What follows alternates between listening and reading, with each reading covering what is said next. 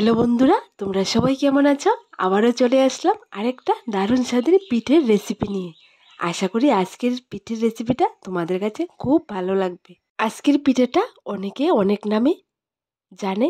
আজকের পিঠেটা হলো মুগ পাকন পিঠে, একদম মুচমুচা আর ভেতরে রসালো।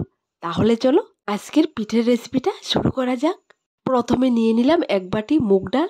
এখানে ডালগুলোকে আমি আগে থেকে ভেজে রেখেছিলাম। এরপর চুলো একটা প্যানে বসিয়ে দিলাম। দেখো ডালটা সেদ্ধ হয়ে গেছে।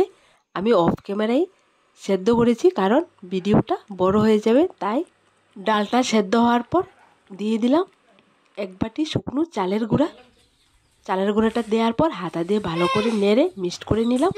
দেখো, আর দিয়ে দিলাম স্বাদ মতন লবণ। দেখো বন্ধুরা, ড্রোটা রেডি হয়ে গেল। এইবার ড্রয়ের মধ্যে সামান্য পরিমাণ ইয়েলো ফুড কালার আর একটা ডিম দিয়ে হাত দিয়ে ভালো করে মিক্সড করে নেব। দেখো বন্ধুরা, ড্র থেকে কিছুটা পরিমাণ ড্র নিয়ে নিলাম আর একটা মোটা করে রুটি বেলে নিলাম। এবার আমি একটা পাতার শেপে সুই দিয়ে কেটে নেব। দেখো আমি কেমন করে কাটছি, একদম সহজে তোমরা কেটে নিতে পারবে। এরপর নিয়ে নিলাম একটা খেজুরের কাঁটা। খেজুরের কাঁটার পেছনের অংশটা দিয়ে আমি পিঠাটার উপরে একটু ডিজাইন করব। দেখো বন্ধুরা, খেজুরের কাঁটাটা দিয়ে কি সুন্দর করে ডিজাইনটা করে নিলাম। মুগ ডাল বা মসুর ডাল দিয়ে এই নকশি পিঠা বা পাকন পিঠাটা তৈরি করলে এতটাই স্বাদের হয়। গুড়ের শিরা বা চিনির শিরা, বিশেষ করে গুড়ের শিরাটা দিয়ে খেলে এই পিঠাটা দারুণ স্বাদ লাগে। দেখো বন্ধুরা, খেজুরের কাঁটাটা দিয়ে দুই সাইডে আর মাঝখানে পাতা শেপে করে নিলাম। এবার আমি সুই দিয়ে মাঝখানের পাতার ডিজাইনটা করব। তোমরা শুধু দেখতে থাকো। এই ডিজাইনটা করার সময় সুইয়ের মধ্যে একটুখানি তেল লাগিয়ে নেবে, তাহলে দেখবে পিঠের ডিজাইনটা খুবই সুন্দর হবে আর সুইয়ের মধ্যে আটকিয়ে থাকবে না। আমি এখানে বেশি ডিজাইন করে তোমাদেরকে দেখাবো না, মাত্র 2 থেকে 3টা ডিজাইন আমি এখানে করব। দেখো বন্ধুরা, মাঝখানের ডিজাইনটা হয়ে গেছে।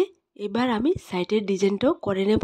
এখানে সুই দিয়ে পিঠের সাইডের ডিজাইনটাও করেছি। দেখো খুবই সুন্দর করে ডিজাইন করার পর যখন ভাজা হয় তখনই খুব সুন্দর লাগে পিঠেগুলো।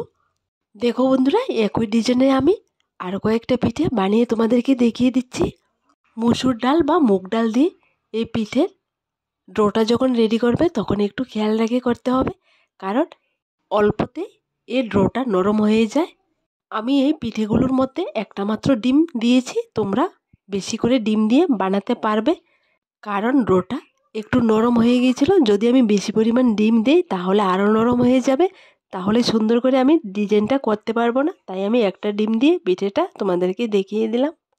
এই পিঠেগুলোর মধ্যে যত বেশি ডিম দিয়ে পিঠেটা তৈরি করা যায় ততটাই পিঠেগুলো খেতে একদম সফট হয়, মুখে দিলে মিলে যায়। দেখো বন্ধুরা, একই রকম করে আমি পিঠেগুলো বানিয়ে নিলাম আর সুন্দর করে ডিজাইনটাও করে নিলাম। তোমাদেরকে বলি বন্ধুরা, তোমাদের কাছে যদি খেজুরের কাঁটা না থাকে তাহলে তোমরা সুই দিয়েও একদম সিম্পলভাবে এই পিঠেটা তৈরি করতে পারবে। দেখো বন্ধুরা, এক এক করে আমি সবগুলো পিঠের ডিজাইনে করে নিলাম। তোমাদেরকে বলি বন্ধুরা, ডিম আর ডাল ছাড়া নর্মালি এই পিঠেগুলো তৈরি করা যায়, কিন্তু ডাল ছাড়া এমনিতে নর্মাল এই পিঠেগুলো তৈরি করলে খেতে তেমন স্বাদ হয় না। ডাল আর ডিম দিয়ে যতটা স্বাদের হয়। তো বন্ধুরা, আমার সবগুলো পিঠে তৈরি করা হয়ে গেছে। দেখো বন্ধুরা, একদম সামনে থেকে তোমাদেরকে একটা পিঠে আমি দেখাচ্ছি। দেখো ডিজাইনটা কতটা সুন্দর হয়েছে। এবার আমি সবগুলো পিঠে তেলের উপর ভেজে তোমাদেরকে দেখাবো। তাহলে চলো, ভাজার জন্য এখানে আমি আগে থেকে চুলে একটা প্যানে তেল বসিয়ে রেখেছিলাম। তেলটা গরম হয়ে গেছে। পিঠেগুলোকে তেলের উপর দেওয়ার পর হালকা আছে গোল্ডেন ব্রাউন কালার করে ভাজতে হবে, তাহলে দেখবে উপর দিকটা একদম মুচমুচা হবে আর ভেতরে সফট থাকবে। আমি তেলের উপর একটা একটা করে পিঠেগুলো দিয়ে দিলাম। দেখো বন্ধুরা, আমি এখানে অনেকগুলো পিঠে তৈরি করেছি আর ভাজতেও আমার টাইম লাগবে। আর সবগুলো পিঠে ভেজে আমি ভিডিওর মধ্যে দেখাই, তাহলে ভিডিওটা একদম লম্বা হয়ে যাবে। তাই আমি কয়েকটা পিঠে আমি তোমাদেরকে ভেজে দেখিয়ে দিলাম। দেখো, উল্টিয়ে পাল্টিয়ে গোল্ডেন ব্রাউন কালার করে ভেজে নিলাম আমি। ঠিক একই রকম করে আমি বাকি পিঠেগুলো অফ ক্যামেরায় ভেজে নেব।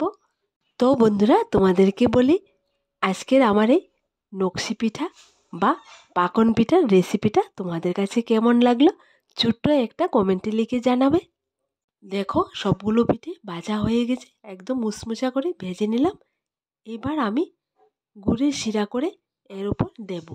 গুড়ের শিরা ভেজানো ভিডিওটা আমি তোমাদেরকে দেখাতে পারলাম না, তো বন্ধুরা তোমাদেরকে বলি এই সুন্দর পিঠের রেসিপিটা তোমরা ঘরেতে একবার ট্রাই করে দেখবে, খেতে দারুণ দারুণ স্বাদের হয়।